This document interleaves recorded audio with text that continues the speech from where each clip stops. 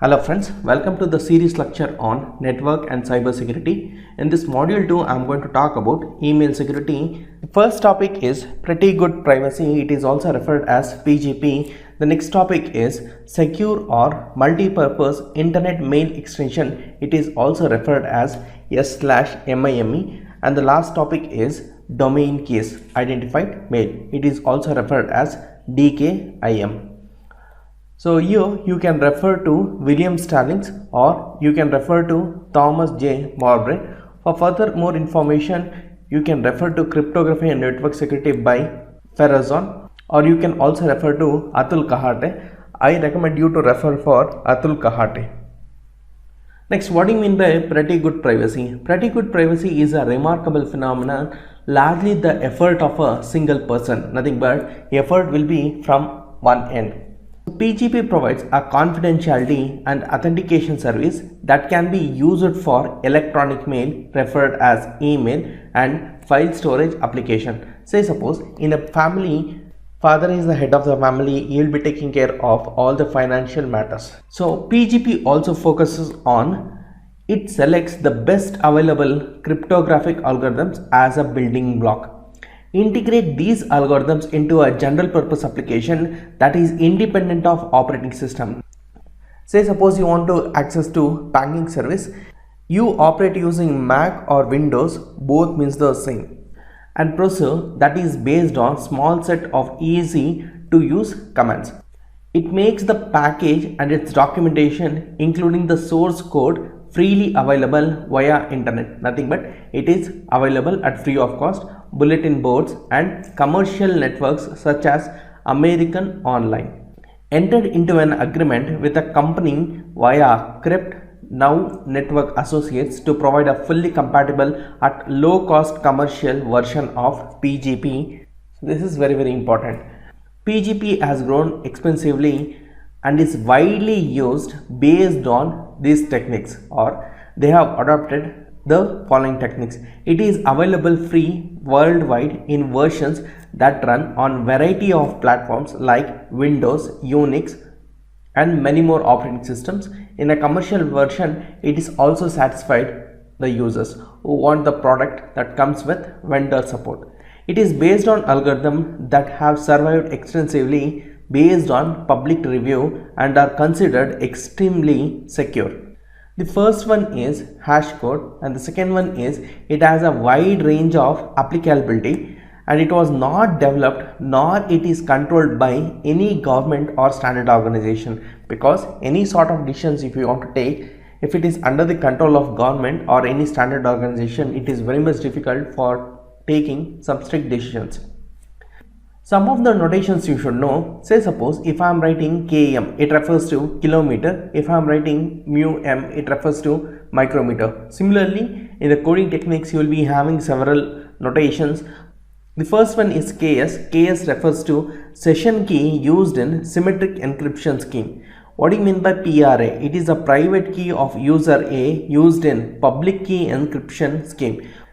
What do you mean by PUA? It is public key of user A used in public key encryption scheme. What do you mean by EP? EP means public key encryption. What do you mean by DP? It is public key decryption. And what do you mean by AC means it is symmetric encryption. And what do you mean by DC means it is symmetric decryption. H refers to hash code. So these things are important. You need to just go through it. Next, let us talk about operational standards. The actual operational standards, the 4 services you have to remember. The first one is authentication, the second one is confidentiality, the third one is compression, and the fourth one is email compatibility. Now, what do you mean by digital signature? Before to that, let us talk about authentication. Say suppose if X is communicating to Y.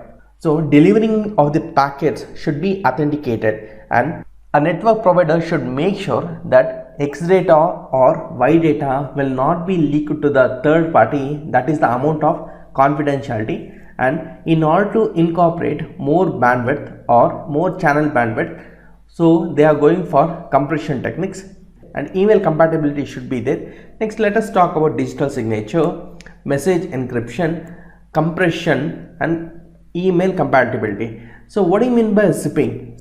Say suppose you have prepared a document with the help of English letters. So each and every letter will be converted to its ASCII equivalent. The most repeated character, say suppose if it is A, so A means it is 65. So in order to represent 65, you need a 8-bit character. So in the case of zipping, what you are going to do is you are going to reduce this 8-bit so that the number of bits you are going to compress, or the information bit you are going to compress, meaning you are not going to change. While you are doing unzip, you are going to retrieve the data as it is, that is sent by the transmitter. Next, let us talk about pretty good privacy operation. In this, we are going to talk about authentication, confidentiality, and also confidentiality and authentication. So in this authentication, what we are going to do is the sender creates a message. SHA-1 is used to generate 160-bit hash code of the message. The hash code is encrypted with the help of RSA algorithm using the sender's private key, and the result is prepended to the message. So here what you are going to do is you are going to encrypt with the help of sender's private key. The receiver uses RSA with the sender's public key to decrypt and recover the hash code. The receiver generates a new hash code for the message and compares it with the decrypted hash code. If 2 matches, then the message is accepted as authentic. Now here what you are going to do is sender is making use of private key and the receiver is going to make use of sender's public key in order to decrypt the message. In the case of confidentiality, the sender generates a message and a random 128-bit number is used as a session key for the message only. The message is encrypted using CAST128 or IDEA or 3DES with the session key. The session key is encrypted with RSA using the recipient's public key and is pretended to the message. The receiver uses RSA with its private key in order to decrypt the message. So sender what is going to do is, say suppose if X wants to communicate with Y, so what X will be doing is you will be making use of Y's public key in order to encrypt the message. What Y will be doing is, in order to receive the message or in order to decrypt the message, is going to make use of his own private key so that the session key is used to decrypt the message. So confidentiality and authentication you should know. But in the case of confidentiality and authentication, what you are going to do is both services may be used for the same message. First, a signature is generated for plain text message and pretended to the message. So this is at the sender end. Then the plain text plus signature is encrypted using CAST128 or IDEA or 3DES, and the session key is encrypted using RSA. This sequence is preferable to the opposite, that is encrypting the message and then generating a signature for the encrypted message. So you're doing in a reverse manner. It is generally more convenient to store a signature with a plain text version of a message.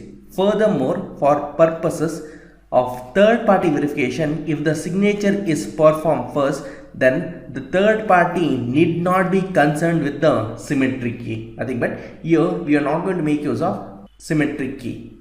Now one thing I want to tell you, say suppose you want to get into your gmail.com or Yahoo. At that time, in order to authenticate it, you are going to make use of a password. So if the password is getting matched, then your mail will be opened. If not, it will be telling access denied. Next, let us talk about compression as a default. Pretty good privacy compresses the message after applying the signature but before encryption. So these things are very important. This line is very important. So what it is going to do is the message will be compressed after applying the signature but before encryption. This has a benefit of saving space both for email transmission and for file storage. Especially you are going to make use of compression technique with the help of zipping. Nothing but you are going to make use of a zip file. One example I want to give you, say suppose if you are using Yahoo browser or Yahoo Mail, at that time if you want to send say some 5 MB or more than 5 MB of file, at the time internally what it is going to do is it is going to convert into a zipped version and then it is going to send the file. At the time of downloading, it will unzip and it will give to the end user. The signature is generated before compression for two reasons.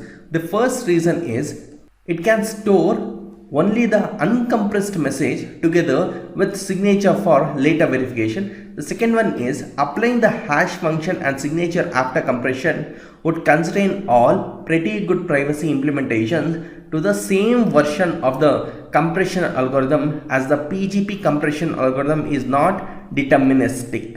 Next, let us talk about PGP operation in the case of email compatibility. When the PGP is used, at least a part of the block to be transmitted is encrypted and thus consists of a stream of arbitrary 8-bit octets. However, many electronic mail systems only permit the use of ASCII text. To accommodate this restriction, PGP provides the service of converting the raw 8-bit binary stream to a stream of printable ASCII characters. Nothing but it is going to convert 8-bit binary to ASCII. So this is the flowchart. Just go through once, that is more than enough. Next, let us talk about encrypting the message. PGP generates a session key and encrypts the message. PGP retrieves the recipient's public key from the public key ring using her or his user ID as an index. The session key component of the message is constructed.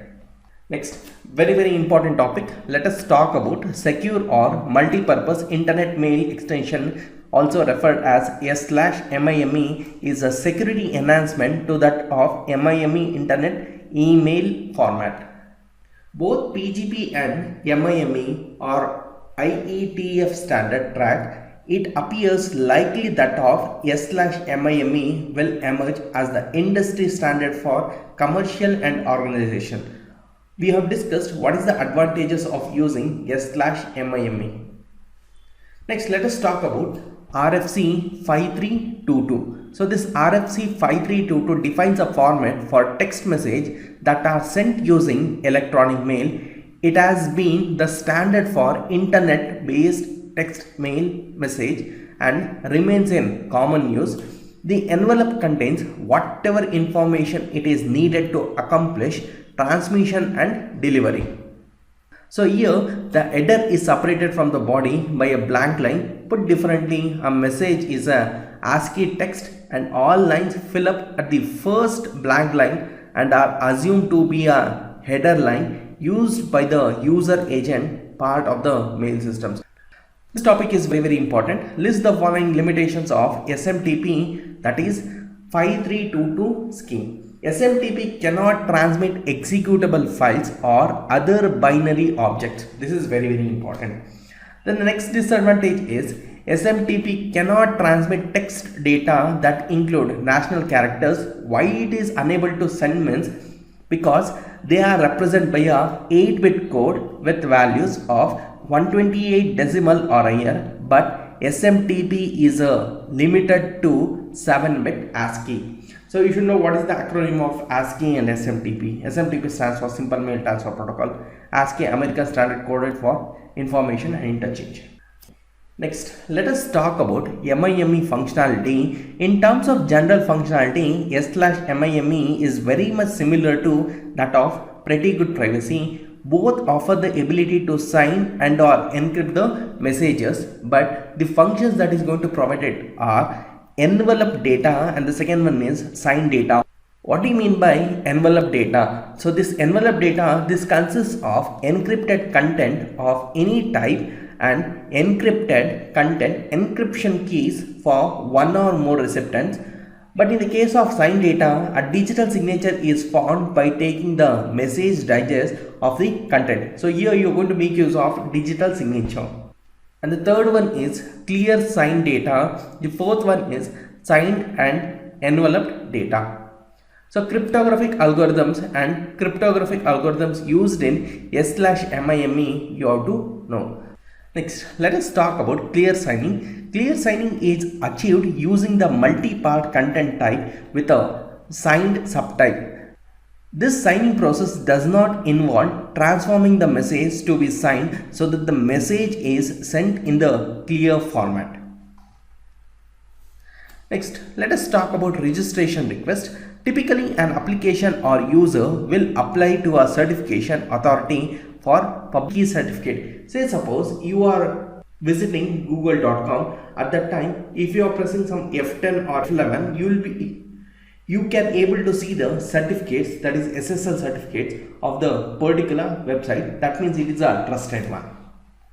Next, let us talk about VeriSign certification. There are several companies that provide certification authority CS services. Let me give an example. Say suppose you want to have your own website. At that time, you will be taking the help of Google or you will be taking the help of GoDaddy. Similarly, VeriSign certificate, what it's going to do is they will be having several companies that will be providing certification authority, nothing but CS services. This VeriSign provides a CS service that is intended to be compatible with S/MIME and variety of other applications. The information contained in a digital ID depends on the type of digital ID and its use. So you need to know with owner's public key, owner's name or alias name, expiration date of the digital ID, serial number of digital ID, name of the certification authority that issued the digital ID, digital signature of the certification authority. So all these things you should remember. And digital IDs can also contain, what it can contain means address, email address, basic registration information, example country, zip code, age, gender. Next, let us discuss email threats. So the email threats analysis was run by RFC 4686.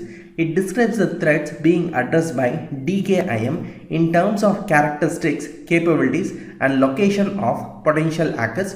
Say suppose if you are getting some repeated spamming mails, nothing but more number of spam mails will be done by the country, that is Russians. Next, let us talk about DKIM. So it focuses primarily on attackers located outside of the administrative units of the claimed originator and the recipient. The administrative units frequently corresponds to protected portions of the network originator and recipient. Next, let us talk about DKIM strategy. It is designed to provide an email authentication technique that is transparent to the user. So this DKIM stands for Domain Keys Identified Mail. Like this is the simple example of DKIM deployment. Just go through it. Next, let us talk about DKIM functional flow. The figure 11 that is going to provide a more detailed look at the elements of DKIM operation. Basic message processing is divided between a signing administrative management domain, that is ADMD, and a verifying ADMD.